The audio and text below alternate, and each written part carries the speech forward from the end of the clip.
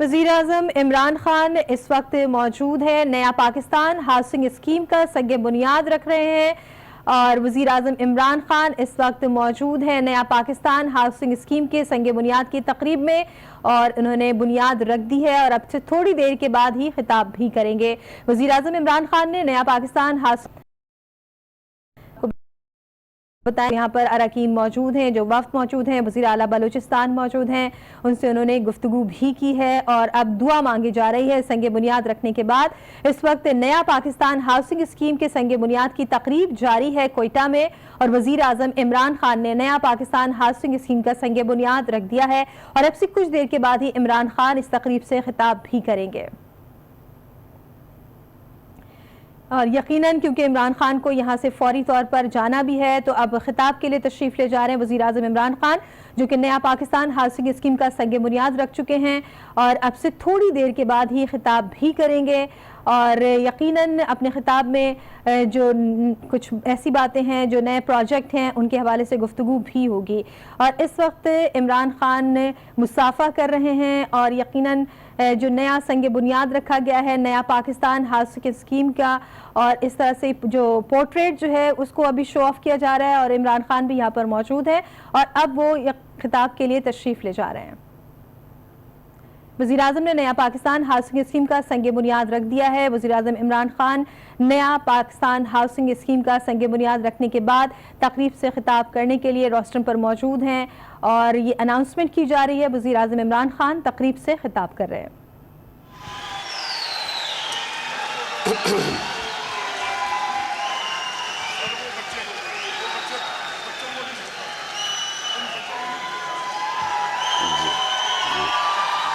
بسم اللہ الرحمن الرحیم۔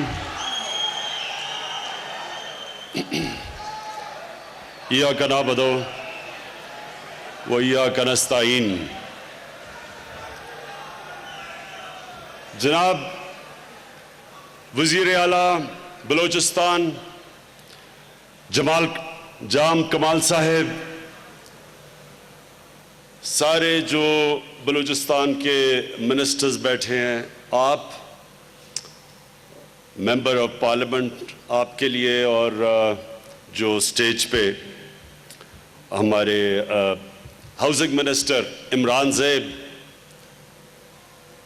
آپ کو ہم سنتے تھے کہ جی بیوروکریٹس کام نہیں کرتے، مسئلہ پاکستان میں بیوروکریٹس کا ہے۔ آپ کے سامنے عمران زیب بیوروکریٹ ہیں، جنونی کام کیا انہوں نے اب تک ہماری ہاؤسنگ کے لیے۔ اور جناب طارق بشیر چیمہ، آپ نے ہاؤسنگ منسٹر کی ابھی تقریر سنی، ہیں تو یہ کاف لیگ میں، لیکن تقریر تحریک انصاف کے جنون کی نظر آ رہی تھی ان میں سے۔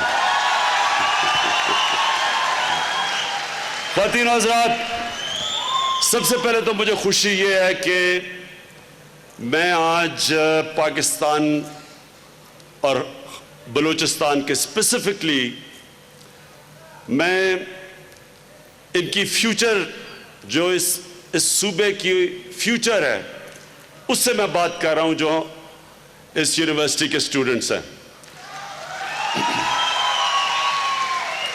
تو میں پہلے ہاؤسنگ کی بات کروں گا اور اس کے بعد خاص آپ کے لیے ایک پیغام دوں گا جو کہ میں چاہوں گا کہ آپ کے ساتھ جب بھی آپ اپنی زندگی گزاریں گے تو وہ پیغام آپ کے سامنے رہے گا۔ جی ہاں، بولو، چلے پہلے بولو۔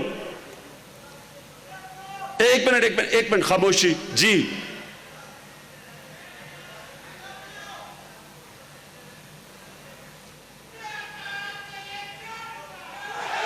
بعد میں آپ سے بات کرتا ہوں۔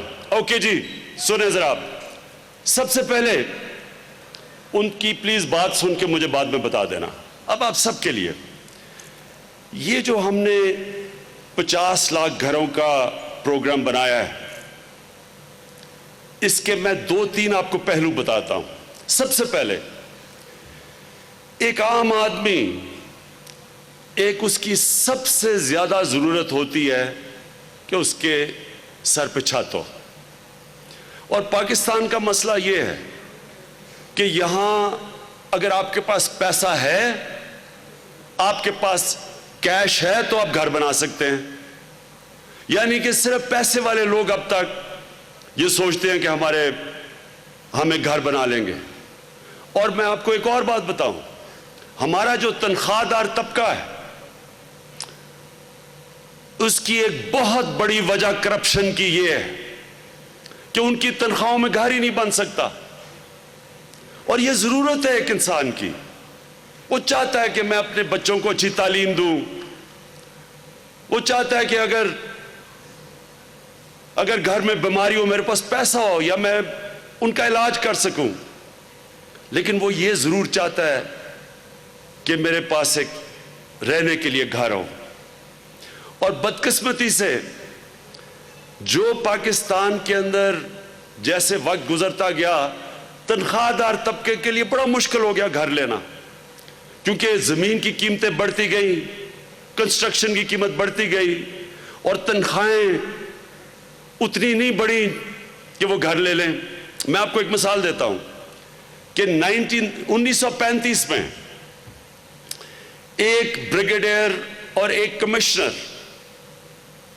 اپنی ایک مہینے کی تنخواہ میں 72 تولہ سونا خرید سکتا تھا. ایک مہینے کی تنخواہ میں 72 تولہ سونا خرید سکتا تھا. میرے والد جب پاکستان بنا تو وہ گورنمنٹ کی نوکری کرتے, وہ انجینئر تھے, تو اپنی ایک مہینے کی تنخواہ میں گاڑی خرید سکتے تھے, ایک مہینے کی تنخواہ میں گاڑی لے سکتے تھے. تو جو آج حالات ہیں تنخواہ دار طبقے کے لیے بڑا مشکل ہو گیا ہے. ان کی تنخواہیں اتنی نہیں جتنی زمین کی قیمتیں گئیں اور کنسٹرکشن کی قیمتیں گئیں. اور پھر ایک نچلا طبقہ ہے, اس کے لیے اور زیادہ مشکل ہے, مزدور کیسے گھر بنا سکتا ہے. تو یہ ایک بڑی خواب ہے کہ 50 لاکھ گھر ان کے لیے ہم بنائیں جن کے پاس کیش نہیں ہے, یا وہ بالکل جو غریب لوگ ہیں جو اپنے اوپر گھر نہیں لے سکتے. اس کے لیے ہم نے بڑی تیاری کی. یہ جو یہاں ہم پہنچے ہیں یہ بڑی مشکلوں سے پہنچے ہیں, کیونکہ پاکستان کا جو فائنینشل سسٹم ہے, بینک جو ہیں وہ, کیونکہ ہمارے قانون ہے مورگیج, یعنی بینک جو فائنانس دیتا ہے, قرضہ جو دیتا ہے گھر بنانے کے لیے. میں اب آپ کو ایک مثال دیتا ہوں کیونکہ آپ اسٹوڈنٹس بیٹھے ہیں, آپ سمجھ جائیں گے یہ کہ یورپ میں کئی جگہ ہیں جدھر 80 سے 90% ان کی جو پر کیپٹا جو کہتے ہیں نا کہ اوسط کتنے لوگ بینکوں سے قرضے لیتے ہیں گھر بنانے کے لیے, پر کیپٹا کہ مورگیج پر کیپٹا یعنی کتنے لوگ جو اگر میں نے گھر بنانے کے بینک سے قرضہ لینا تو وہ کیا ایوریج ہے, 80 سے 90% ہے. وہاں ملیشیا میں 30% ہے, ہندوستان میں 10% ہے, کوئی کہتے ہیں 11% ہے. پاکستان کے اندر ریشو 0.2% ہے. مطلب کہ یہاں بینک سے قرضے ہی نہیں لے سکتے گھر بنانے کے لیے. اس کے لیے قانون کے اندر چینجز لے کے آئے ہیں. ابھی ہم ایک جو لیجسلیشن جو انہوں نے کہا قانون لے کے آ رہے ہیں اسمبلی میں, اور پھر ہم ایک عدالت میں کیس بھی لگا ہوا ہے, ہم کیس بھی لڑ رہی ہے گورنمنٹ کہ آسانی سے ایک آدمی قرضہ لے سکے گھر بنانے کے لیے, جس کو مورگیج کہتے ہیں. اس کے لیے ایک تو قانون چینج کر رہے ہیں, ایک پھر ہمارے اسٹیٹ بینک نے آسانیاں پیدا کی ہیں, بینکوں کو کہا کہ وہ قرضے دیں یہ گھروں کے لیے, وہ اس کے لیے آسانی پیدا کر رہے ہیں. اور اس کے علاوہ ہم پرائیویٹ سیکٹر کو لے کے آ رہے ہیں بیچ میں, اور پرائیویٹ سیکٹر اس کے اندر پوری طرح شرکت کرے. اور میں یہ جو لوگ کہتے ہیں کہ 50 لاکھ گھر نہیں بن سکتے, انشاءاللہ 5 سال کے بعد آپ دیکھیں گے 50 لاکھ سے انشاءاللہ ہو سکتا ہے زیادہ گھر بنے. لوگ کہتے ہیں جی پاکستان میں پیسہ نہیں ہے, ہمارے بینکنگ سسٹم میں پیسہ نہیں ہے, لیکن یہ عمران زیب آپ کو بتائیں گے کہ کتنے باہر سے بڑی بڑی کمپنیز آ کے ہمارے ہاؤسنگ کے اندر انویسٹ کرنا چاہتی ہیں, ملیشیا سے, چائنا سے, برطانیہ میں کمپنیز ہیں جو کہ آگے پاکستان میں ہاؤسنگ میں انویسٹ کرنا چاہتی ہیں. تو ہمارے پاس اگر کیش اس وقت نہیں بھی ہے, باہر سے بھی آئے گا. لیکن اس کا ایک اور پہلو ہے, اور یہ آپ کے لیے یونیورسٹی اسٹوڈنٹس جو انجینئرنگ خاص طور پہ کر رہے ہیں, اس سے آپ کو موقع ملے گا کہ اپنی کنسٹرکشن کمپنیز کھولیں. نوجوانوں کو اتنے جب زیادہ گھر بنائیں گے تو ایک کنسٹرکشن یا 2 پرائیویٹ کنسٹرکشن کمپنی تو نہیں کر سکتی. تو آپ کو موقع ملے گا نوجوانوں کو کہ اپنی کنسٹرکشن کمپنیز بنائیں اور اس کے اندر ہاؤسنگ کے اندر آئیں, آپ خود بزنسز اپنی چلائیں. اس سے جس طرح بھی طارق بشیر چیمہ نے کہا, 40 انڈسٹریز ہاؤسنگ کی وجہ سے چلنا شروع ہو جاتی ہیں. 40 اینٹوں کی انڈسٹری اور ٹائلز وغیرہ وغیرہ, دروازے بنانے, 40 انڈسٹریز. اس کا مطلب 40 انڈسٹریز میں روزگار ملنا شروع ہو جائے گا. اور پھر آپ جس طرح میں نے کہا اپنی بزنسز بنائیں. یہ سنہری موقع ہے اس میں کہ بجائے کہ سرکاری نوکریاں لینے کے لیے ہمارا بیچارہ نوجوان انتظار کرتا ہے, اپنے لیے بزنسز کریں, خود پیر پہ کھڑے ہوں, بزنس کریں. اور ملک چلتا ہی تب ہے جس ملک کے اندر بزنسز چلنی شروع ہوں, جس کو انٹرپرنرز کہتے ہیں, نئے نئے بزنس مین بنے. تو یہ ایک بڑا زبردست آپ کو موقع ملے گا. میں نے جان صاحب آپ کو یہ کہنا تھا کہ کوئٹہ میں پہلی دفعہ یہاں ایک کرکٹ میچ کھیلنے آیا تھا, آج سے تقریباً پتہ نہیں 40-50 سال پہلے. تو مجھے تب یاد ہے کوئٹہ کیا تھا اور اب کوئٹہ کیا بن گیا. تو میں آپ کو یہ خاص کہنا چاہتا ہوں کہ کوئٹہ کا ماسٹر پلان بنانا بڑا ضروری ہے, نہیں تو یہ شہر پھیلتا جائے گا. اس کے نہ آپ سیوریج سسٹم اس کا ٹھیک ہو سکے گا, نہ آپ صحیح طرح پانی دے سکیں گے, نہ گرینری جو ہے جو ریسائکلنگ سے آپ کر سکتے ہیں. تو اس کو بجائے پھیلنے کے اس کوئٹہ میں موقع دے لوگوں کو اوپر جانے کا, یعنی ہائی رائز بلڈنگز کا, جو کہ اب ہم نے سارے پاکستان میں, اسلام آباد میں, کراچی میں, لاہور میں اب ہم نے شروع کر دیا ہے کہ شہر پھیلنے کی بجائے اوپر جائیں. جیسے آپ کے سامنے دبئی ہے, نیو یارک ہے, لنڈن ہے, شہر اوپر جاتے ہیں, شہر پھیلتے نہیں جاتے, کیونکہ جتنا شہر پھیلتا جائے گا آپ ان کو نہ سپلائی کر سکیں. ایک منٹ میں ختم کر لوں. تو یہ اور پھر جو سیکنڈلی اب میں بلوچستان کی طرف آتا ہوں. دیکھیں میرا فلسفہ یہ ہے, ہماری حکومت باقیوں سے فرق کیسے ہے. ہم جب کہتے ہیں کہ ہم مدینہ کی ریاست, ہماری ہر مسلمان کے لیے ماڈل ہے مدینہ کی ریاست, کیونکہ سرکار مدینہ نے ایک ایسا ماڈل بنایا. مدینہ کی ریاست ایک ماڈل تھا, اس ماڈل نے 700 سال تک مسلمانوں کا جو سویلائزیشن تھا وہ سب سے عظیم سویلائزیشن رہا. وہ جو سویلائزیشن, جو مسلمان جب ایک عظیم قوم بنے تھے تو وہ مدینہ کی ریاست کا ماڈل تھا. اور یہ آپ یونیورسٹی اسٹوڈنٹس آپ ضرور اس کو اسٹڈی کریں. وہ کیا پرنسپلز تھے مدینہ میں جو ہمارے نبی صلی اللہ علیہ وسلم نے, وہ جو پرنسپلز کیا بنائے تھے جس کی وجہ سے وہ قوم کھڑی ہو گئی, جس قوم کی حیثیت ہی کوئی نہیں تھی. کیونکہ 2 سپر پاورز تھے ان دنوں میں, پرشین ایمپائر اور رومن ایمپائر, ان کی کوئی حیثیت نہیں تھی. تو یہ کیا کیا انہوں نے کہ دیکھتے دیکھتے یہ دنیا کی سپر پاور بن گئے. یہ تاریخ کا حصہ ہے, یہ دین علیحدہ ہے ہمارا, یہ تاریخ, ہسٹوریکل فیکٹس اس کے اندر, باقی پیغمبر ہسٹری کا حصہ نہیں ہے. نبی صلی اللہ علیہ وسلم تاریخ کا حصہ ہے. فال آف رومن ایمپائر ایک پورا جو ایک کتاب ہے, بڑی کتاب ہے, گبنز ایک بڑا ہسٹورین ہے, اس نے لکھی تھی. اس کے اندر پورا چیپٹر ہے کہ وہ رومن ایمپائر گرا اس لیے کہ ایک انسان آتا ہے عرب میں سے کھڑا ہوتا ہے اور وہ ایک ایسا انقلاب لے کے آتا ہے کہ رومن ایمپائر ان کے سامنے گھٹنے ٹیک دیتا ہے, پرشین ایمپائر ان کے سامنے گر جاتا ہے. یہ تاریخ کا حصہ ہے, اس کو سٹڈی کریں. تو ہمارا جو ماڈل ہونا چاہیے پاکستان کا, جو ہمارا ملک بنا تھا, اس کے اوپر ایک ہمارے جو فاؤنڈنگ فادرز تھے انہوں نے اس کا کہا تھا اسلامی فلاحی ریاست, جو مدینہ کی ریاست کے اوپر ماڈل کی گئی تھی.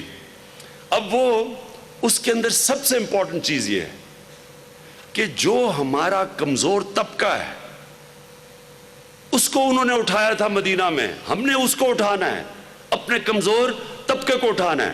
پاکستان 60-70 سالوں میں کیا بن گیا ہے؟ ایلیٹ کے لیے پاکستان بن گیا ہے، پیسے والے لوگوں کے لیے، تھوڑے سے طبقے کے لیے پاکستان ہے۔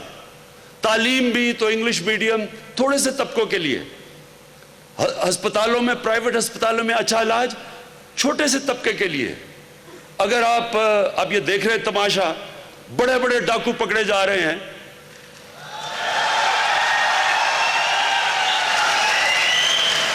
یہ پہلی دفعہ پاکستان میں بڑے ڈاکوؤں کو ہاتھ پڑ رہا ہے، نہیں تو صرف غریب بیچارہ آدمی جیل میں جاتا تھا، طاقتور ڈاکو۔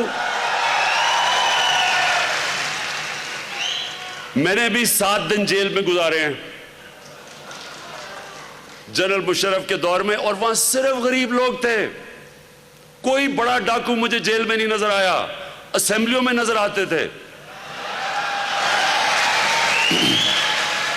اس لیے یہ ملک کا سرکار مدینہ نے کہا، نبی صلی اللہ علیہ وسلم نے کہا کہ تمہارے سے پہلے بڑی قومیں تباہ ہوئیں جدھر ایک قانون امیر اور طاقتور کے لیے تھا اور دوسرا کمزور کے لیے تھا۔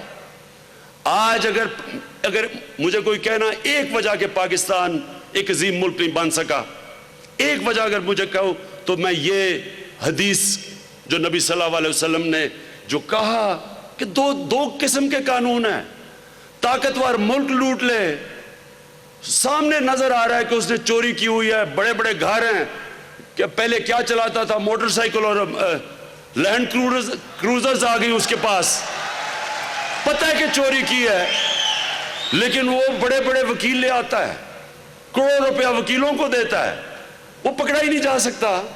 اور اس غریب آدمی بیچارہ جیلوں کے اندر، کئی دفعہ جیلوں میں جا کے دیکھیں، جو میں نے دیکھا ہے کہ وہ جس جرم میں وہ انہوں نے جیلوں میں ڈالا ہوا ہے، اس کو 5 یا 6 مہینے سزا ہونی چاہیے، وہ 6 سال بیچارہ جیل میں بیٹھا ہوا ہے۔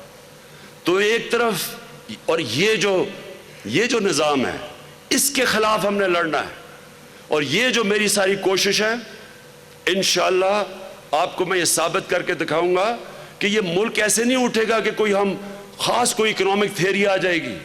ملک اٹھے گا جب اس کی حکومت احساس اس کے اندر آئے گا کہ ہم نے اپنے کمزور طبقے کی اس کو تعلیم دینی ہے، اس کے کھانے پینے کا بندوبست کرنا ہے، اس کے اگر طاقتور کے خلاف اسے ظلم کرتا ہے تو ہم نے اس کو انصاف دینا ہے، اور پھر ہم نے اس کے سر پہ چھت دینی ہے، اور پھر جو علاقے پیچھے رہ گئے ہیں ہم نے ان علاقوں کو اوپر اٹھانا ہے۔ جو بلوچستان کا علاقہ پیچھے رہ گیا ہے، جو اندرون سندھ میں پیچھے رہ گیا ہے، ہمارا قبائلی علاقہ فاٹا پیچھے رہ گیا ہے، ہماری ذمہ داری ہے کہ ہم نے ان کو اوپر اٹھانا ہے۔ ایسٹ اور ویسٹ جرمنی دوسری جنگ عظیم کے بعد آدھا بٹ گیا جرمنی، یہ ایک طرف ایسٹ جرمنی بن گیا، ایک طرف ویسٹ جرمنی بن گیا۔ 50 سال کے بعد ایسٹ جرمنی پیچھے رہ گیا کیونکہ وہاں جمہوریت نہیں تھی، جو ویسٹ جرمنی تھا ادھر جمہوریت آ گئی، وہ اوپر چلا گیا، زمین آسمان کا فرق ہو گیا دونوں جرمنیز کے اندر۔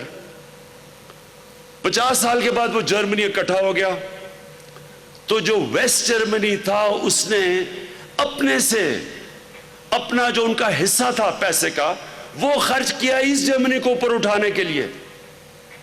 قومیں ایسے بنتی ہیں، قومیں ایسے نہیں بنتی کہ غریب غریب ہوتا جائے، امیر امیر ہوتا جائے، ایک علاقہ غریب ہوتا جائے، چھوٹا سا ملک کے علاقوں میں سارا پیسہ خرچ کیا جائے۔ قوم ایسے نہیں بنتی۔ آپ کے سامنے مثال ہے کہ جرمنی آج، وہ ایسٹ جرمنی وہ بھی ایک بڑی طاقت بن گیا، پورا ملک اٹھ گیا۔ ویسٹ جرمنی نے ایسٹ جرمنی کو اٹھاتے اٹھاتے سارے قوم کو اوپر اٹھا دیا۔ ہم نے بھی اسی طرح پاکستان کو اٹھانا ہے، ہم نے بلوچستان کی مدد کرنی ہے۔ ہم نے کیوں نہیں، ہمارے حکمرانوں نے آج تک، وزیر اعظم نے کسی نے پرواہ کی بلوچستان کی؟ کیونکہ وہ دیکھتے تھے کہ ہم بلوچستان کے بغیر الیکشن جیت سکتے ہیں۔ میں یہ سوچوں اگر کہ مجھے وزیر اعظم بننے کے لیے بلوچستان کی ووٹ کی ضرورت ہی نہیں ہے تو میں کیوں پرواہ کروں؟ میں تب پرواہ کروں جب میں یہ سمجھوں کہ یہ اللہ کو میں جواب دوں، جب میں اس کو سمجھوں کہ یہ اللہ ایک بہت بڑی ذمہ داری دیتا ہے جب آپ کو ملک کا سربراہ بناتا ہے۔ اللہ نے جب مجھے سربراہ بنایا تو میری یہ ذمہ داری ہے میں اس کو جواب دوں ہر غریب آدمی کے لیے، ہر علاقہ جو پیچھے رہ گیا ہے، جو غربت بلوچستان کے علاقوں میں، وہ میں جانتا ہوں کیونکہ میں پھرا ہوا ہوں سارا بلوچستان، جو اندرون سندھ میں غربت ہے وہ میں نے دیکھی ہوئی ہے، اور پھر قبائلی علاقے میں، تو انشاءاللہ ہماری حکومت آپ کو اوپر اٹھائے گی، اور ہم یہاں آپ کے لیے اس لیے کام کریں گے۔ جام صاحب اور پھر سے میں کہتا ہوں کہ بڑا خوش قسمت ہے اس وقت بلوچستان صوبہ کہ ایک زبردست آپ کو چیف منسٹر ملا ہے جو سمجھتا ہے آپ کے سارے ایشوز کو۔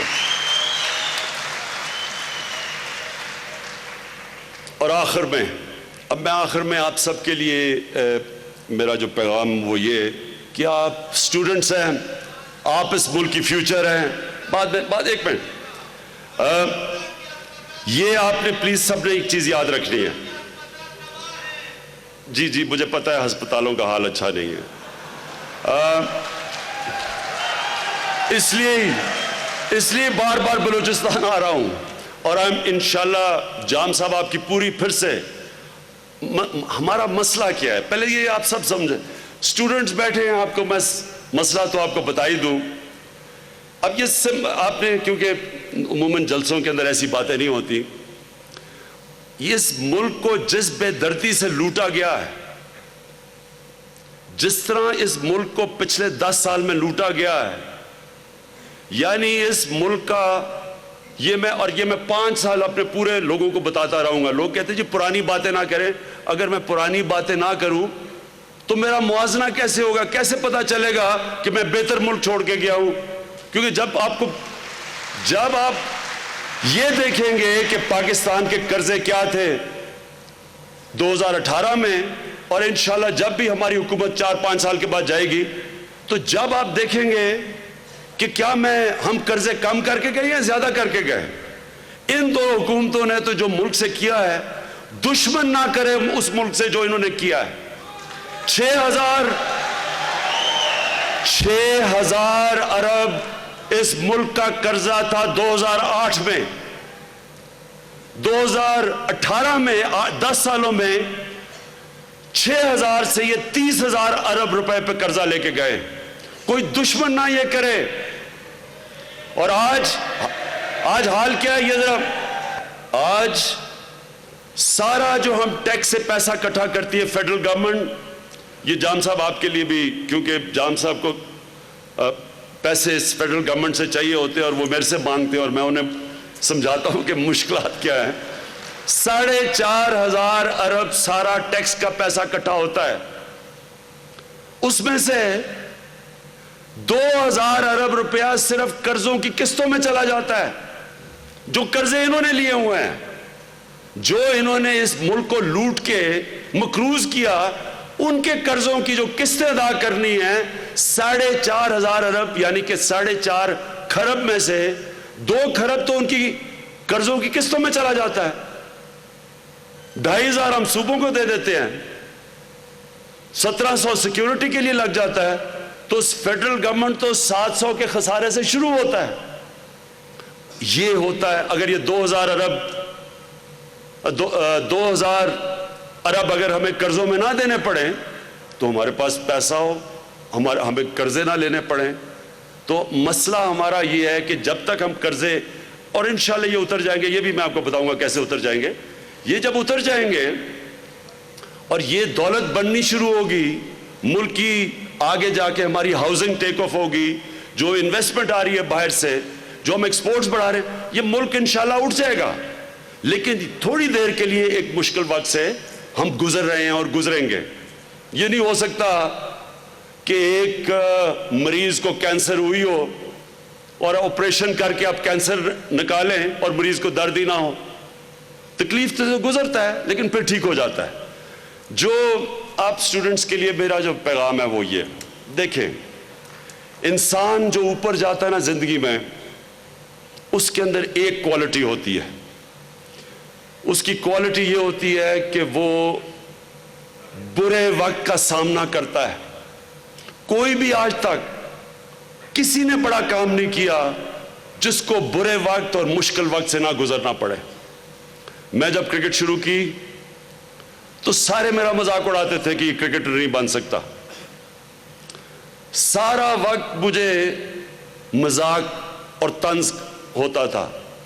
میرے جو دو خالہ کے بیٹے تھے، دونوں فرسٹ کزن، وہ دونوں ٹیسٹ کرکٹر تھے، میرے سے بڑے تھے. سب مجھے کہتے تھے کہ وہ میرے سے بہت بہتر تھے اور میرے میں اتنا ٹیلنٹ نہیں ہے. پھر کرکٹ کھیلی، جب پہلا میچ کھیلا ٹیم سے نکال دیا گیا.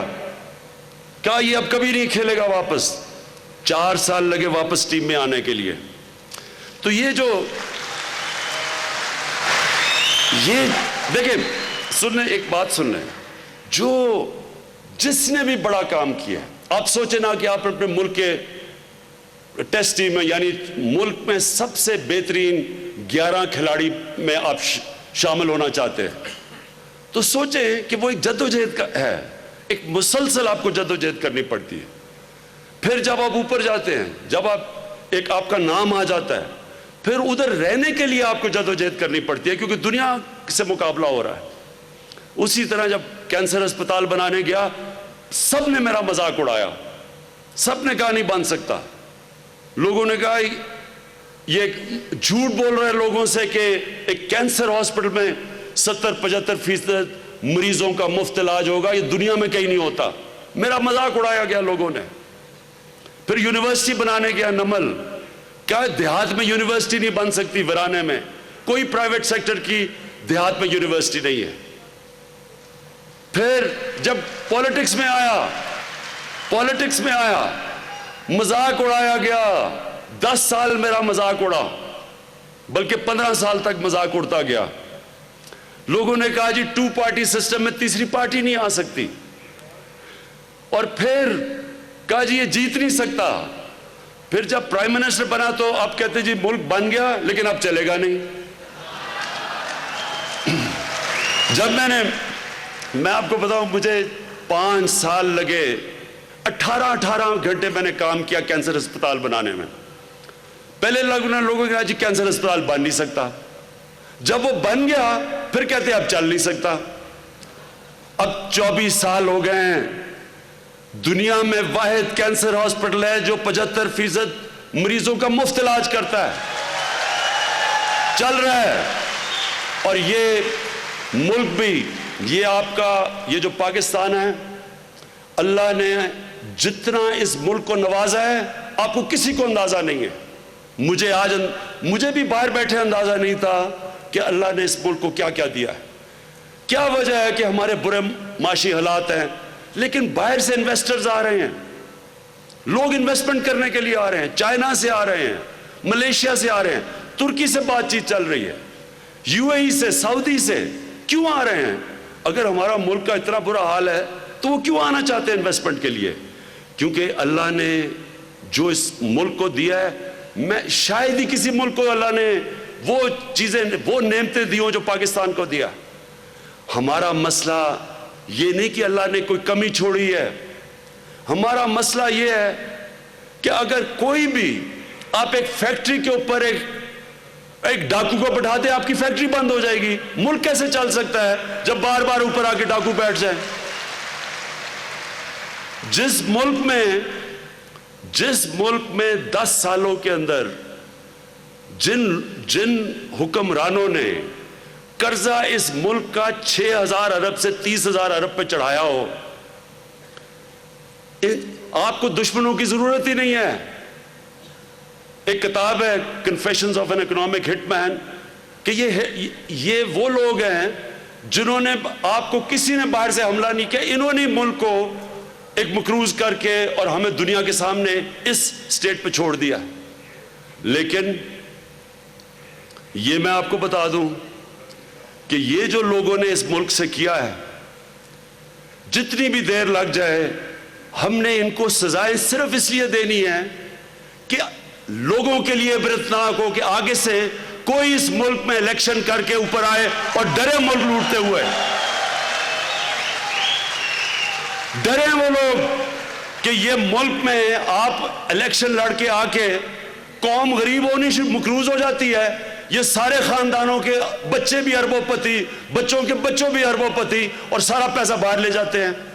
کون سا ملک چل سکتا ہے بتائیں کہ ان کے سارے تینوں بڑے خاندان، دو شریف برادران، ان کے بچے، ادھر سے زرداری اور اومنی گروپ، ان سب نے وہی اسی طرح پیسہ چوری کر کے ملک سے باہر بھیج دیا ہے۔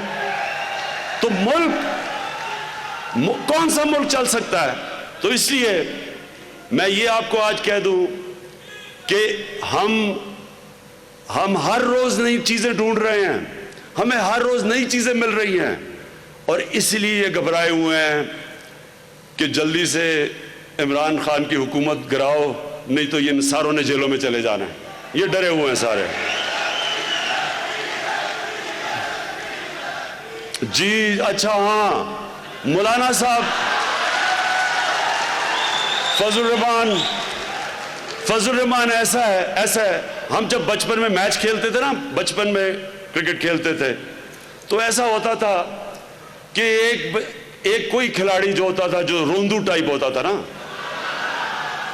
ہوتا کیا تھا کہ وہ بڑی دیر کے بعد اس کی باری آتی تھی، وہ جیسی باری آتی تھی وہ آؤٹ ہو جاتا تھا۔ وہ کیا کرتا تھا، وہ وکٹ ہی لے کے بھاگ جاتا تھا کہ نہ میں نے کھیلے نہ تم کھیلو گے۔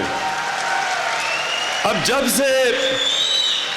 سے فضل الرحمان کی وکٹ گری ہے الیکشن کے اندر، تب سے وہ انتظار کر رہا ہے کہ کسی طرح میں خود کھیل رہا ہوں، باقیوں کو بھی نہ میں کھیلے دوں۔ ہر روز کہتا ہے میں 10 لاکھ لوگ اسلام آباد لے آؤں گا۔ میں آخر میں مجھے بڑی خوشی ہے کہ میں آج بلوچستان کے نوجوانوں سے، اسٹوڈنٹ سے میں نے بات چیت کی، اور میں آپ کے جذبہ جنون کو خاص طور پہ خراج تحسین پیش کرتا ہوں۔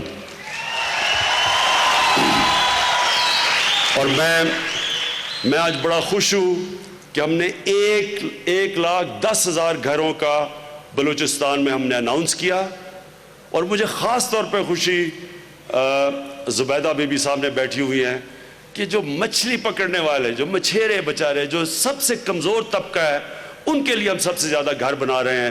انشاءاللہ یہ ہے ہمارا نیا پاکستان۔ نچلے لوگوں کو اوپر اٹھائیں گے، نچلے طبقے کو اوپر اٹھائیں گے، ہر جگہ ہماری کوشش ہوگی کہ وہ وزیر اعظم طبقہ عمران جس کو خان نے نیا پاکستان ہاؤسنگ اسکیم کی سنگ بنیاد کی تقریب میں خطاب کرتے ہوئے کہا کہ 50 لاکھ گھر ان کے لیے ہیں جو گھر نہیں بنا سکتے۔ 5 سال بعد آپ دیکھیں گے کہ 50 لاکھ سے زیادہ گھر بنیں گے۔ اور انہوں نے یہ بھی کہا کہ اعلیٰ مقاصد کے حصول کے لیے مسلسل جدوجہد کرنا پڑتی ہے۔